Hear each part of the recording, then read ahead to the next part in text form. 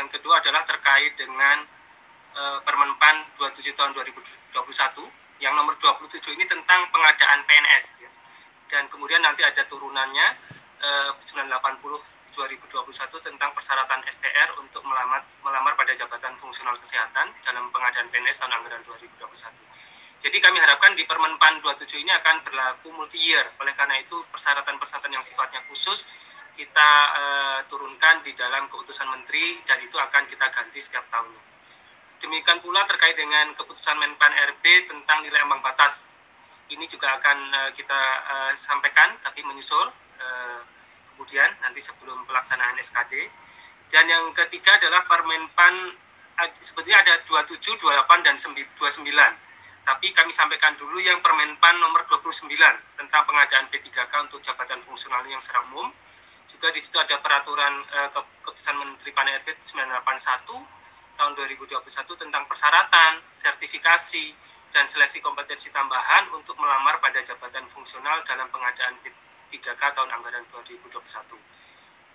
Kemenpan RB tentang nilai ambang batas untuk P3K akan kami sampaikan kemudian.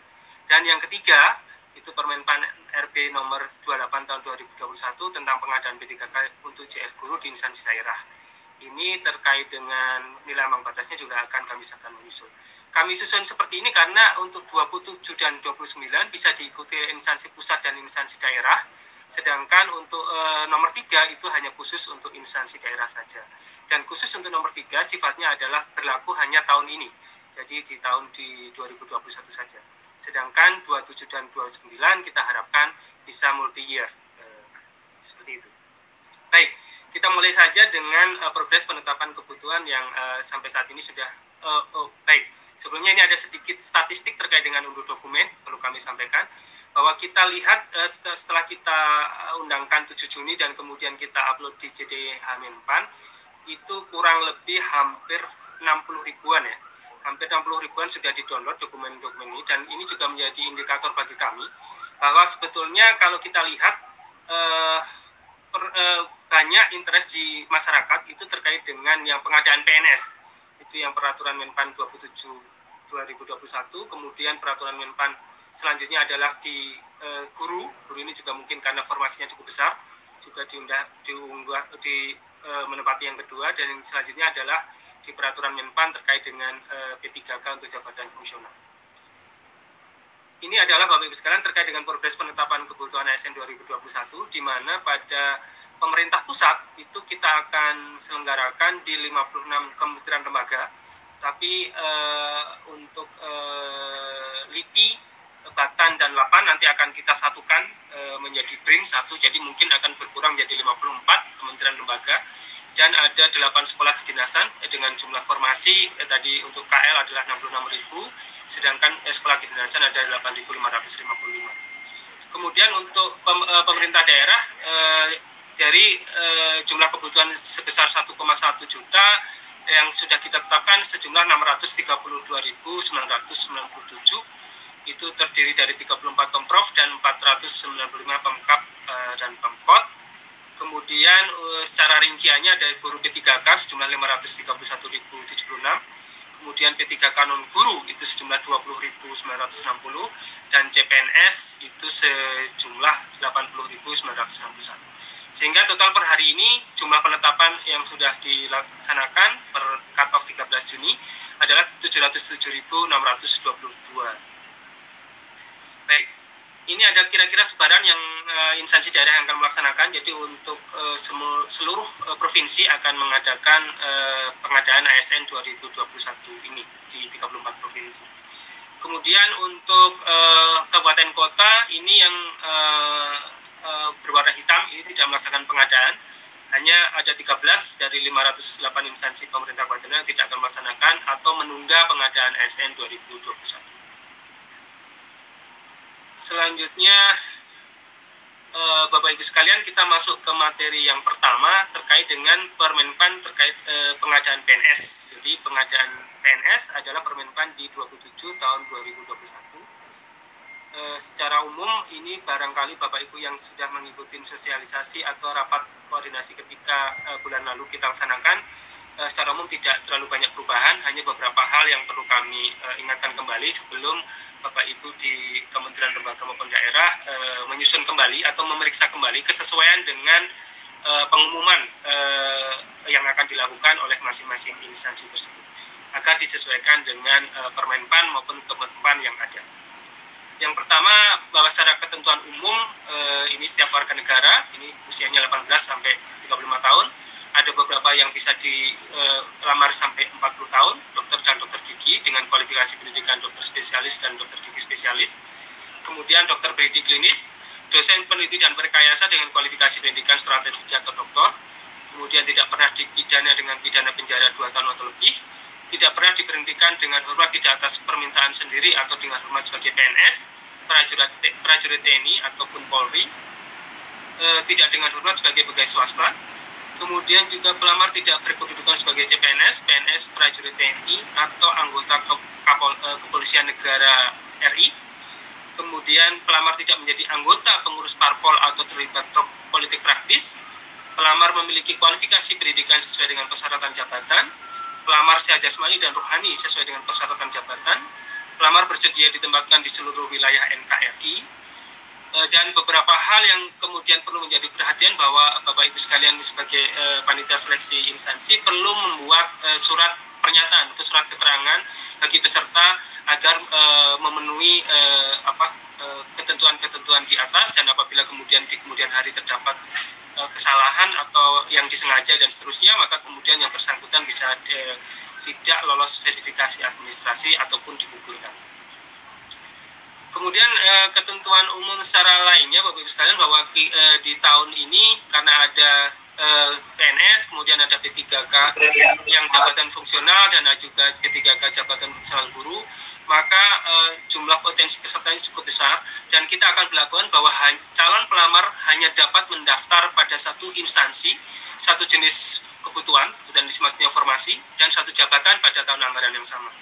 Jadi para peserta harus mempertimbangkan baik-baik sejak dari awal apa yang dia ingin lamar, profesi, jabatan apa yang di mana, kemudian juga lokasinya seperti apa, karena pada prinsipnya tidak boleh lagi menggantinya ketika sudah menetapkan pada pelamaran pada satu tempat. Dan kemudian jika pelamar diketahui melamar lebih dari satu instansi dan garis miring atau satu jenis jabatan dan atau jenis jalur kebutuhan PNS atau P3K, atau menggunakan 2 nomor induk kependudukan yang berbeda, maka pelamar dapat dinyatakan gugur dan garis miring atau dapat dikenakan sanksi sesuai dengan ketentuan peraturan perundang-undangan yang ada. Baik, selanjutnya ada beberapa hal yang menjadi persyaratan khusus untuk pelamar dari tenaga kesehatan, itu terkait dengan STR, surat tanda registrasi, itu juga tadi di keputusan Menteri Pan-RB akan kami lampirkan secara khusus. Kemudian juga STR harus masih berlaku pada saat pelamaran, yang dibuktikan dengan tanggal masa berlaku yang tertulis pada surat tanda registrasi. Kemudian juga harus diunggah pada SSCASN di BKN. Kemudian juga pemerintah wajib melakukan instansi penyelenggara, panitia instansi wajib melakukan validasi terhadap kesesuaian STR tersebut. Dan ini tadi daftar jenis jabatan akan kami sampaikan nanti di bagian terakhir. Kemudian terkait dengan ketentuan akreditasi juga masih sama Bapak Ibu sekalian dengan tahun lalu, bahwa akreditasi program studi dilaksanakan sesuai dengan ketentuan pada peraturan Mendikbud, dan itu nanti akan kami sampaikan juga salinan terakhir dari peraturan Mendikbud tersebut. Dan informasi terkait dengan akreditasi program studi tadi itu dapat diakses di pangkalan data pendidikan tinggi yang dikelola oleh Kemendikbud, atau juga pangkalan data dari BANPT, Badan Akreditasi Nasional Perguruan Tinggi. Selanjutnya terkait dengan kebutuhan dan persyaratan khusus, itu seperti kami sampaikan juga pada tahun-tahun sebelumnya, bahwa instansi pusat wajib mengalokasikan paling sedikit 10% untuk kebutuhan khusus yang di kumlot atau lulusan terbaik. Jadi total alokasi kebutuhan PNS. Jadi hanya total alokasi kebutuhan PNS, bukan PNS plus P3K, tapi hanya PNS-nya saja. Kemudian kalau instansi daerah itu tidak wajib, tapi dapat mengalokasikan kebutuhan khusus kumlot sesuai dengan itu wajib dimuat. Kemudian jumlah lowongan, unit kerja penempatan, instansi yang membutuhkan, kualifikasi, kemudian lamaran yang ditujukan ke SSN, jadi seluruhnya dilakukan secara elektronik, kemudian jadwal tahapan seleksi, syarat yang harus dipenuhi, helpdesk, call center, media sosial resmi yang dikelola masing-masing instansi, dan yang terakhir adalah masa hubungan perjanjian kerja. Jadi untuk P3K perlu juga dicantumkan masa hubungan perjanjian kerjanya sesuai dengan Permenpan 70, apakah 1 tahun, paling minimal 1 tahun, atau paling maksimal 5 tahun, dan selanjutnya dapat melakukan perpanjangan. Jadi pada waktu pengumuman pelowongan mohon untuk dilakukan pemberitaan juga berapa masa hubungan perjanjian kerja yang akan diaplikasikan untuk P3K di tempat Bapak Ibu sekalian. Baik, kemudian pelamaran dilakukan secara daring dan kemudian pengunggahan dokumen pada prinsipnya secara elektronik. Jadi kami berharap walaupun ada proses-proses yang dikirimkan dokumen secara fisik, tapi seluruhnya tetap menggunakan secara elektronik. Yang fisik tadi dapat digunakan sebagai backupnya saja. Karena nanti proses-proses dokumen tersebut akan dipergunakan selanjutnya seandainya yang bersangkutan lulus, kemudian pemberkasan dan sebagainya tetap akan dipergunakan. Kemudian terkait dengan seleksi P3K-nya sendiri, Bapak Ibu sekalian, nanti ada seleksi administrasi, hanya ada 2, berbeda dengan CPNS. Kalau di CPNS ada seleksi administrasi, kemudian SKD dan kemudian SKB, tapi di seleksi P3K hanya 2, seleksi administrasi dan seleksi kompetensi saja. Di mana pada seleksi administrasi kita lakukan pencocokan persyaratan administrasi dan kualifikasi dengan dokumen pelamaran, sedangkan pada seleksi kompetensi itu dilakukan untuk menilai kesesuaian kompetensi manajerial, teknis, sosiokultural yang dimiliki oleh pelamar dengan standar kompetensi jabatan. Kemudian untuk seleksi kompetensi sendiri terdiri dari teknis, manajerial, sosiokultural, dan kemudian dilanjutkan dengan wawancara yang berbasis komputer. Itu dalam satu rangkaian, materinya kurang lebih seperti ini. Saya kira tidak akan kami berikan terlalu detail, hanya yang teknis ya tentu saja yang berkaitan dengan bidang teknis jabatannya. Sedangkan pada kompetensi manajerial itu akan terkait dengan pengetahuan, keterampilan, dan sikap perilaku dalam berorganisasi yang dapat diamati, diukur, dan dikembangkan terkait dengan integritas, kerjasama, komunikasi, orientasi pada hasil, pelayanan publik, pengembangan diri dan orang lain, mengelola perubahan, pengambilan keputusan. Sedangkan pada sosiokultural itu pengetahuan, keterampilan, dan sikap perilaku dalam berinteraksi dengan masyarakat majemuk dalam hal agama, suku dan budaya, perilaku, wawasan kebangsaan, etika, nilai-nilai, moral, emosi, dan prinsip dalam peran pemangku jabatan sebagai perekat bangsa yang terkait dengan kepekaan terhadap perbedaan budaya, kemampuan berhubungan sosial, kepekaan terhadap konflik, pengendalian diri, dan empati. Selanjutnya, untuk seleksi kompetensi teknis, Bapak Ibu sekalian, pada prinsipnya seluruhnya menggunakan CAT. Hanya kalau seandainya instansi pusat maupun daerah ingin menambahkan seleksi kompetensi tambahan, itu juga kompetensi tambahan juga masih dimungkinkan. Namun segera saja bersurat untuk mendapatkan persetujuan dari Menteri Pan-RB. Dan jumlahnya hanya 1. Dan ini tidak seluruhnya akan kami berlakukan untuk kompetensi teknis tambahan ini. Dan beberapa hal instansi pusat itu akan memang kami setuju untuk kompetensi teknis tanpa CAT. Seperti untuk yang jabatan madya, yang untuk peneliti, dan beberapa jabatan di jabatan madya di dokter spesialis. Itu nanti kompetensi teknisnya tidak menggunakan CAT, tapi menggunakan persyaratan-persyaratan lain yang cukup ketat. Ada beberapa hal yang nanti disampaikan di keputusan Menteri. Baik, kemudian terkait dengan penambahan nilai, tadi kami sampaikan ada 2 jenis penambahan nilai. Yang pertama adalah terkait dengan penyandang disabilitas. Bahwa penyandang disabilitas yang nanti melamar pada P3K, maka setelah diverifikasi tentu saja, maka akan kita tambahkan nilai tambahan sebesar 10% dari nilai maksimal kompetensi teknis.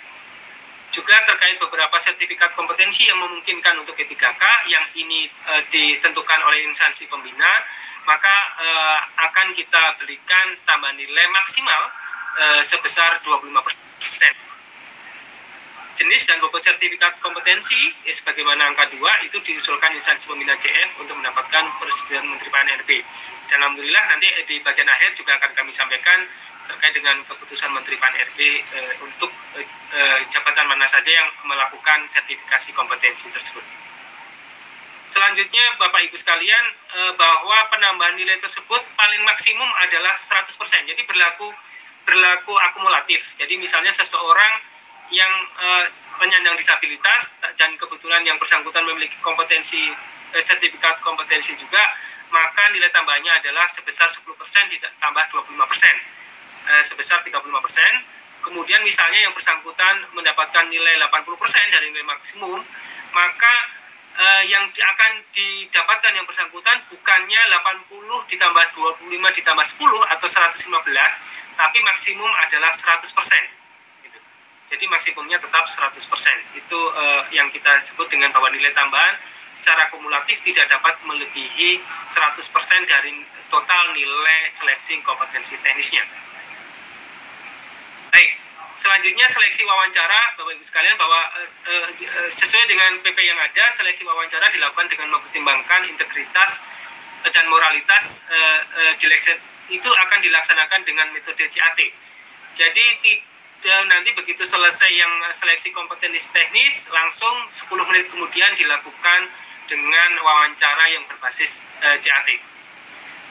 Kemudian selain itu Bapak Ibu sekalian, masa sanggah juga kita berlakukan untuk P3K sebanyak 2 kali, yakni setelah pengumuman hasil seleksi administrasi, ini sama 3 hari, kemudian nanti harus menjawab 7 hari, instansinya ini masih kurang, ada beberapa yang belum tertulis. Kemudian juga pada nanti selesai hasil akhir seleksi juga nanti diajukan sanggahan 3 hari oleh pelamar, kemudian dijawab oleh instansi selama 7 hari. Kemudian pengisian formasi kosong pada prinsipnya mirip, tapi hanya tidak ada pengisian di formasi khusus ke formasi umum dan sebaliknya, ya, karena di P3K kita tidak membagikan formasi tersebut seperti itu. Kemudian instansi pusat juga dapat diberlakukan pengisian hanya terbatas pada yang telah dikelompokkan tadi, yang unit, yang jabatan dan unit jabatan dan kualifikasi pendidikannya sama. Kemudian pada waktu pengumuman hasil akhir